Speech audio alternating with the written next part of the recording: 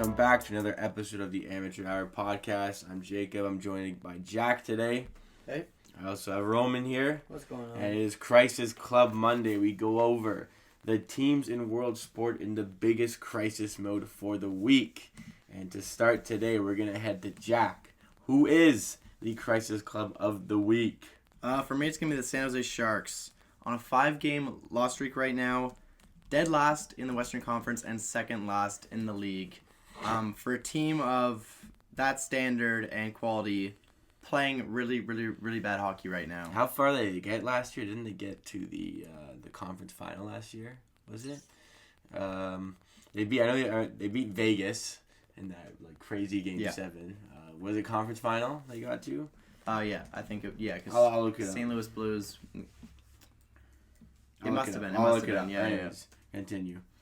Yeah, they lost in the conference finals. Yeah. 4-2 to the Blues. That makes sense.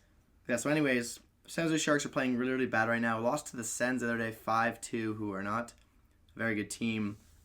Carlson, especially, really not playing good right now. He's even been booed when his name's been called out at the start of games. That's never good. Not good, especially for somebody who just signed a long-term contract. He was a -4 in that 5-2 loss against the Sens, which is really, really bad. I've always thought there was major, major defensive issues in his game. Well, everybody knows that he's not the best defensively, but Yeah. he kind of makes up for an offense. But, I guess even right now he's not quite doing that. But yeah, he's a -13 on the year so far. Only 14 games in, so that's not good. really bad. Yeah, that's not good. Yeah, the Sharks, really looking bad. And this is the year they should be doing well right now, especially since they traded their first round pick this year to the Sens. And that could right now be a top 3 pick, which would be obviously really, really bad in this quality of draft year. Yeah, it looks like it's going to be a generally strong draft for the season. And the fact that they kind of went for it last year and it didn't quite pan out, you'd think they'd be able to run it back for a second time. There was no indications that wouldn't be the case, but there's been some kind of embarrassing results on the trot. 5-2 to the Canucks, 3-2 to the Jets, 5-1 to the Bruins, 5-2 to the Sens, 4-1 to the Leafs. It's just not good for them right now. I know Evander Kane's a really bad locker room player. I think maybe the culture is maybe just finally getting to the team. Being so good for so long, never having any success in the playoffs. I think maybe the team's just finally starting to collapse. I can't remember the last time they've been in this poor position to start off the season. And I don't think they're gonna make playoffs this year. It definitely doesn't look like it. Yeah. They got the worst goal difference in the NHL, which is obviously there's nothing much you can do about that. If that's your goal difference, you're really not gonna have any success in the league. 9 points through their first 15 games. It's pretty embarrassing considering the position they put themselves in last year. Just they have a serious inability to keep the puck out of their net, and it's looking at it right now. They have the worst goals against in the NHL. How are you gonna win games based off that? And Martin Jones is usually a pretty solid goaltender as well. So yeah. I don't know about that. Martin Jones is. I wouldn't consider him a consistent NHL goaltender. There are some definite question marks about Martin Jones' capabilities, and I think a lot of those are being found out at the moment with that. They've allowed 56 goals in 15 games. Jesus. It's actually second worst. I was wrong. It's one better than the Kings, which have allowed 57 goals. It's definitely not good on any front for the San Jose Sharks. Do you think they're going to be able to turn this around and get themselves in playoff contention? No, I don't think they're going to make playoffs. I think they can come maybe bottom 5 in the league, which obviously would be really bad for the team considering they gave away that. I think this is the type of year that just completely destroys a franchise for a certain amount of years, because when you really go for it and you trade away that first round pick and then you struggle and you don't have the pick to back you up, that's when players start to leave. If you tie yourselves up in big contracts like Carlson, who doesn't start playing better, that's one that's really going to bite you, because you got all the money tied up and he's not producing, and guys like Evander Kane start to get toxic because there's no doubt he's a toxic guy in the locker room. That's going to be a definite problem, and if they don't turn it around, I could see this prolonging this sort of problem for years to come. This is definitely crisis mode for the San Jose Sharks. Yeah, but it's tough because I don't know if they're gonna. I would say they should sell, but I don't know if it's a good idea just because you've already invested that first round in this year. It kind of feels like a waste if you don't go for it, and you can't really just give up on that first round and hand Ottawa a top 3 first round pick. I think they had the right to go for it last year. They did have a quality team, and I mean conference finals. There's no shame in getting to the conference final. You can't be too upset. I get that they didn't get all the way there. And, looking at a team like St. Louis, that's one you could have beaten. But I can't fault them for that. And the team is there to go for another, deep playoff push. But I don't really understand. There hasn't been a whole shakeup in the team. I don't understand why it's not panning out right now. But there's certainly some big questions that need to be answered about the San Jose Sharks. And that'll wrap it up. Roman, we'll move to you. Who is your Crisis Club of the Week? I'm going with the Cleveland Browns. No surprise. It's about time they get on the show. I think they've been on. Have they been on? I think so. I know we did a show about them. Yeah, I think they were in a Crisis Club. Well, they're here again anyways. They deserve to be in again. They're 2-6. Yeah, they're on a 4-game losing streak, and one of those teams are the Broncos. Wow. Without Joe Flacco? Yeah, even worse. Yeah, that's very poor. The Browns are one of those teams that don't make much sense at all, because overall the team is actually quite decent. Yeah. You have good defensive players in Myles Garrett, who has 10 sacks in the season. You have a great receiving line of Odell Beckham and Jarvis Landry, but the only problem with that is they both have 1 TD on the season. That's it. Odell only has 1 TD on the season. And so does Jarvis Landry. A lot of the problems when it comes to Odell Beckham Jr. is that they're not throwing in the ball. And which he just complained about. There were a lot of videos of Odell on the sideline just infuriated with the team. I mean, he's just not getting the ball very often. No, Baker Mayfield's not finding him. He's not even throwing him the ball. Never mind finding him. He's literally not targeting him enough. And this is one of the perennial receivers in the NFL. This is arguably the best wide receiver in the NFL right now. And he's not getting the ball. It's coming down to when Odell is in coverage, he can go up and get the ball. So you got to throw it to him. He doesn't have to be wide open. But that's not what Baker Mayfield is doing. He's refusing to throw the ball. Yeah, he's only caught the ball 39 times in the season, which is surprising to see how deep we are in. That's way too low for a guy. Jarvis Landry's 36. Don't get me wrong, Jarvis Landry's a great player. You gotta throw Odell the ball. Yeah, Odell is your guy. You gotta be throwing him the ball. But running, not bad running. Nick Chubb's having an okay season. A good season. 154 attempts, 803 yards, 6 TDs. It's good. That's good. But then you got the Baker Mayfield. Baker Mayfield is the problem. He's got 7 TDs, 12 interceptions, and he's been sacked 23 times. Wow. His completion rate's 58.7%. And wow. It's just... Yeah, I'm looking at that TD to interception ratio is brutal. I'm looking at his passer rating right now. What is it? It's about 71 right now, and he is 52nd in the NFL. Oh my days! Yeah. You could also go down to how the coach is actually putting them in. I know there's been a few calls for his head. Yeah, Freddie Kitchens. I think it's time for Freddie Kitchens to get fired. It's clear he was not ready for this role. He only got it based off of he's got a lot the offensive talent that they showed last year as the offensive coordinator. He's got some big attitudes on the team, too. I mean, there's some personalities for sure, but there's enough talent that you can succeed. I mean, like I was saying, Nick Chubb is a very talented player. Baker Mayfield's supposed to be a very talented player, but... What I find interesting is their field goal. They're 100% on their field goals. They're 14 for 14. That's surprising. But again, another great thing about the Browns. No, here's something bad. Their turnover ratio is -8. And it comes down to Baker Mayfield.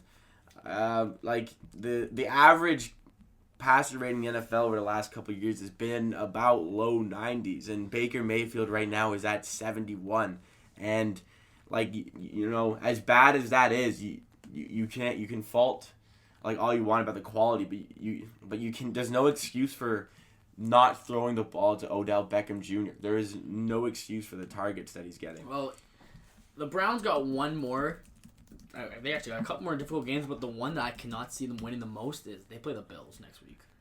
They can't. I don't think they're winning. I don't see them winning. But what makes game. it weird is they beat the Ravens, 40-25, quite handedly. Yeah, I don't know. But after the Bills, they play the Steelers twice, the Dolphins, the Bengals twice, the Ravens again, and the Cardinals. Yeah, you look at teams like the Steelers and the Browns. The Steelers are not supposed to be good this season. Especially running your third string quarterback is it? It's our second now. Our second's back from concussion protocol. So you got Mason Rudolph, your second string QB playing, and then the Steelers are nowhere near as talented as the Browns, but the Steelers are 4-4. But you're seeing the same thing that the Pittsburgh is seeing at Chicago, where their defense is really winning the games. It's not their offense. I know, but when you look at the Browns, they've got like a decent defense backing them. I mean, they do. Awful, don't get me wrong.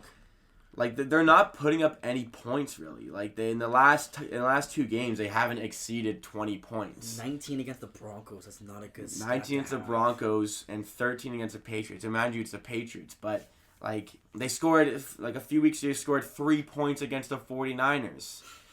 In one of their games, they only scored 13 against the Rams. They only scored 13 against the Titans. They only scored 23 against the Jets. They won that game, but like they're not scoring enough, and it's down. I can't fault anybody other than Freddie Kitchens and Baker Mayfield because it's not good enough right now. It's sad when you get to the end of the day because this was the year that finally everyone thought, especially Browns fans, they thought they were going to be pushing for that number 1 seed. They were. Well, we all thought that they were overrated going into the season. Yeah, we thought they were, but we thought they'd be in the mix for playoffs. I thought they would be pushing. Well, I think Colin had them pushing the wild card. I had them pushing the wild card, I don't think it's Baker Mayfield, and like he's not like I'm looking at the targets now, and Odell Beckham Jr. is targeted just over 5 times a game. And this is arguably he's the top best. 3 for sure. Top 3 for sure. No doubt, he's top 3 in the wide receiver position. You could argue he's number 1 right now, like in terms of talent. Does guys like Hopkins aren't really proving too much. It's been a weird year for wide receivers. Like you gotta just throw him the ball. This guy will go. Have you not seen the highlight tape of this guy? Oh, we've all seen it. It's like everybody knows. You've seen it. It's just it's not good enough. It's not. The Browns don't make any sense. Simple as that. Yeah, it doesn't really make any sense. No, not at all. I think I got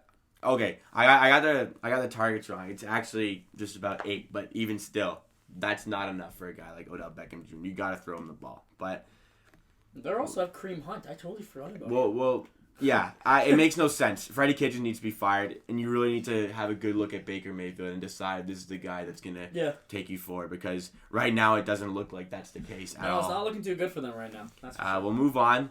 We'll go to the final team of the segment for this week. We'll go to the NBA, and they could have been one last week, but they're this week's Crisis Club for me, and that is the Golden State Warriors. Who would have ever thought? I don't know. I don't think I would have ever thought. I had them the start of the season, a few months ago, I had them coming about 5th in the West. Right before the season started, I said they were going to be probably about the 6 or 7 seed, but they're going to be a lottery team, and they're going to be like a very low lottery team. They're going to be very bad this year. Steph Curry's out for 3 months right now. Like that's your top player. Draymond Green is day-to-day right now. D'Angelo Russell right now. They're 1-5. They're shooting 43% from the field as a team, which is 25th ranked in the NBA. They're shooting only 33% from 3, which is 20th ranked in the NBA, and this is supposed to be the best three-point shooting team in the league. And Steph Curry, before he got injured, he was throwing up 9 3-point attempts per game, but it was only shooting 24%. That is poor.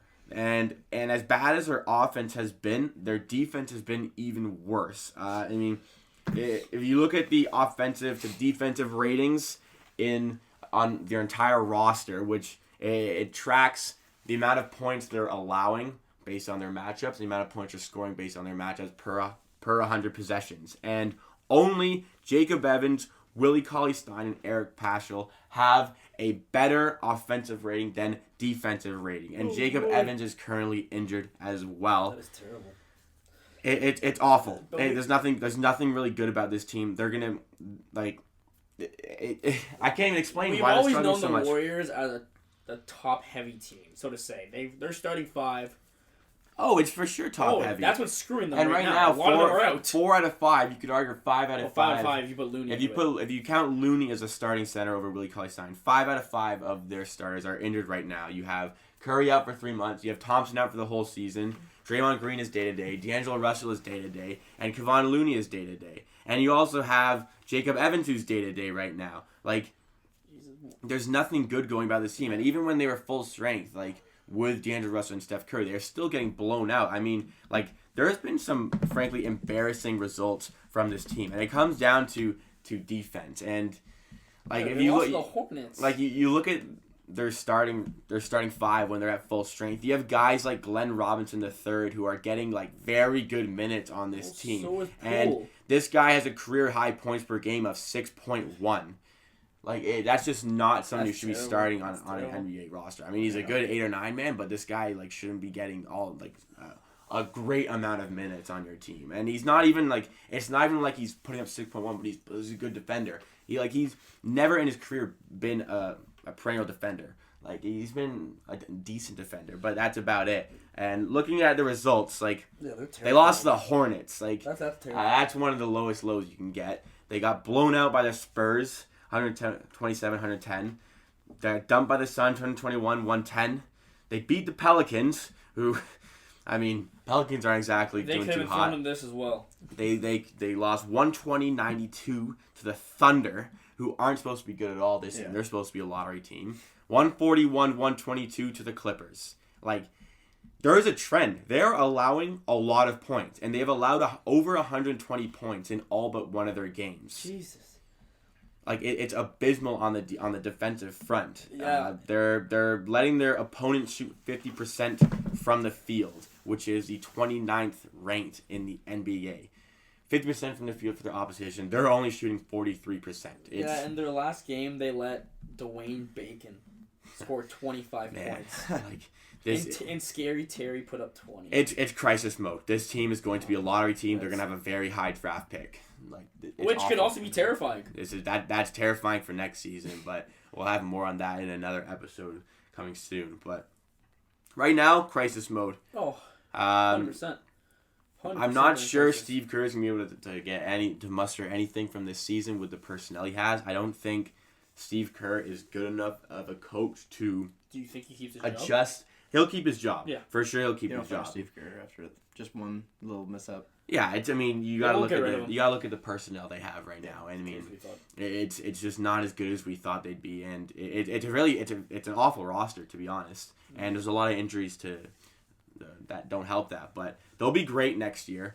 But Steve Kerr, I don't think he's a good enough coach to be able to adjust his system on offense to the personnel that he has. He really works with like the shooters, Steph Curry, Klay Thompson, Draymond Green, and if he doesn't have those guys at his disposal, he's going to really struggle because I don't think he's good enough to run an offense differently than what he has, which is the 3-point shooting. And he doesn't have the shooters right now, like, clearly, because of how poor they're shooting from 3, which is Steve 33%. Kerr is an okay coach who has been surrounded by a phenomenal team. Yeah, you're right. And you know what? He works really well with that system that he's created. Yeah. But I don't think he's good enough to change that system to a different set of personnel. Wasn't Steve Kerr's first coaching job with the Warriors?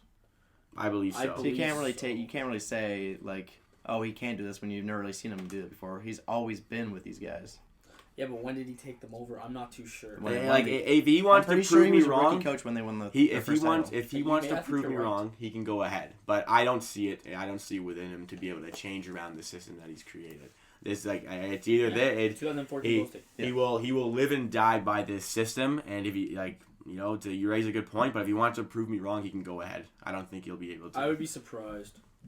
This is going to be an awful year. If you're a Golden State fan, you're going to have to bask in the last 5 years of glory because you're not going to be able to get it this year. I should be happy enough. Yeah, let's see what Golden you'll State... be back next year, though. Don't worry. If you're a Golden State fan, you'll be back next year. When you trade D'Angelo Russell because you guys are tanking this season, And when you get that lottery pick Yeah, to play they're gonna trade him away. with Curry, Thompson, and Draymond Green next season, you guys are going to be an absolute force in the NBA. And the other thing is we got Drummond, who I'm still scared of, may go to a big team and just be terrified. It depends how much money the Hey, Warriors can allocate. I understand that, but the way that Honestly- Drummond's putting up monstrous numbers right now, and the guy may just want a ring. He's got to be tired of being on Detroit for a while. That's actually He's that's not scary. We've seen centers take pay cuts before to go to a good team to try to Well, win a it's ring. just taken. Players This, in general. this is what the Warriors are going to be next year. They're going to be Curry, Klay Thompson, Healthy. Draymond Green. Those three pieces are absolutely perfection in any team that wants to challenge. Those are Yes. three perfect players in a starting five.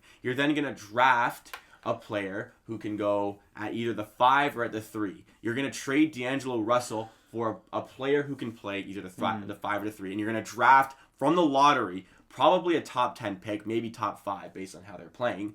And that player is going to slot into the other one. They're like D'Angelo Russell does not fit in the system that they're going to have with Klay and Steph Curry. it was a They surprise said trade. they said they didn't trade for him like to flip, but they definitely did. And I keep saying it, like if they struggle, which they are going to look to offload D'Angelo as quick as possible. Now I don't know if they're going to do that because Steph Curry's out. D'Angelo Russell can run the offense. Like D'Angelo Russell is a player who needs lots of touches to be a good player. I mean, in the hey, if NBA. you're gonna tank, you might as well get rid of him early. like yeah. It's not really a respectful thing to do. Who cares to about just respectable sign him and anymore? trade him Hey, right I away. mean, cares? you could it'd probably be better for D'Angelo to go to a team like the T Wolves, who are going to be able to use him They effectively, could and use him he'll have a very much better time there. Like he's a player who needs to be the ball dominant player. He's a bit like Kemba Walker, where he needs lots of touches. He's not very efficient, but if he gets lots of touches, he's going to be a great scorer. And enough. with the Warriors, he's not going to be able to do that because No, he can't like get touches. the way Klay Thompson works, he plays off Steph Curry, who gets the ball a ton. And that's why they're so formidable together. And I don't think D'Angelo Russell pieces in. I mean, never mind that you already have 2 guards. You can't really you'd have to slide Klay Thompson out to the 3, but why would you sacrifice like a lot of Klay Thompson's ability at the 3 when he's one of the best, if not the best, shooting guards in the NBA? Yeah, Like- back to your point. I think it does matter that you just signed a player to how long it wasn't like a 1 year or 2 year. It was 3 or 4 years. Yeah. Russell, I I think can it's look a it up. 50. I don't know yes. exactly I think it does matter that you sign somebody and just trade him immediately. You know, it's not a NBA 2K mode where you just sign 3 players and you just sign everybody in the free agency and then immediately trade them. You can't do that in real life. No, the thing is, People aren't going to want to sign for you if you just trade them right away. It is a 4-year deal. Yeah. again, I mean, again, you I don't gotta see it happening. remember. I don't see it happening. You gotta remember, it was a sign you and don't want to get rid trade. of him. You gotta Not remember. until end of season. You gotta remember it was a sign and trade. Like there might be some aspect of D'Angelo Russell not like fully like this wasn't his first choice to go to, but maybe it was. We don't really know. But I disagree with you. I think he's gone before the end of the year, and Yeah. it may not be until Steph Curry's back, but I think he's gone during the year. I just don't see it really working out with D'Angelo Russell on the team with Steph Curry, especially like. I mean, I give it max end of the season. He's gone at the end of the season. It I depends. do not see him staying You think past this is their the plan season. all along? No, I honestly do think it was. I don't like look at the players they have. They have Steph Curry and Klay Thompson, like in the best backcourt in the league, arguably, No, it is. right? It is the best backcourt in the league. I'm not gonna play around. It is the best backcourt. Like 2 of the best guards in their position. Like No, the I 2 agree. best I'm- guards in their I'm in agreement position. with you, Like yes. arguably, like maybe Harden is better than Klay Thompson. He probably is, but that's how it is. And D'Angelo Russell is another guard who doesn't fit in the Warriors system. He's not an efficient 3-point shooter. He's a decent one, but he's not a crazy efficient one. And it doesn't make sense to sacrifice Klay Thompson to the 3. So is there any team that you think Russell would fit into rather than the Timberwolves? That's the best fit for me. from Yeah, what I it see. makes sense. They got ancillary pieces that they can give to the Warriors to get him. Like they have the forward core that they can dump to the Warriors, and D'Angelo Russell. I mean, that team could use a good point guard. No, 100% they could. Who's And- running point for them right now? Refresh my memory. Is it Jeff Teague? Oh God, if it is, they are. They're off to a good start this year, though. So Okay, so far they've been Are pretty they good. 4-1 right now? 5-1. Oh, 5-1. Yeah, they've started really well. It is Jeff Teague running the 4-1 point for them. 4-1, yeah. And I mean, Well, say no more. say no more about Jeff Teague. He's like one of the lower And end. you got Cole. Is that Culver? They picked up. Yeah, they picked up Jared Culver as well. who's a So good player. for sure, like a big trade for D'Angelo Russell should really turn around some fortunes in Minnesota, make them, a potential threat to the 8th seed in the West because they're not going to be any better. Actually, you know what? The 7th seed's up for grabs now because the Warriors aren't in the mix. So 2 playoff spots to fight don't count for. Dallas out. I'm not counting Dallas out. I've been saying since the start they're my sleeper team to make the playoffs. I don't think they will. Doncic is looking terrifying. But right now, there's a big case and they're playing very well. And the Warriors won't be in that mix. I was surprised. I gave a lot of stick to some analysts who said the Warriors weren't going to make the playoffs, but I mean they're right. The Warriors are going to be one of the worst teams in the NBA this year, and I think that is where this episode ends. Thank you to Roman and Jack for being part of this. Let us know if we missed any team who's in crisis mode, and a bigger crisis mode than the teams we picked, and come back soon for some more daily content.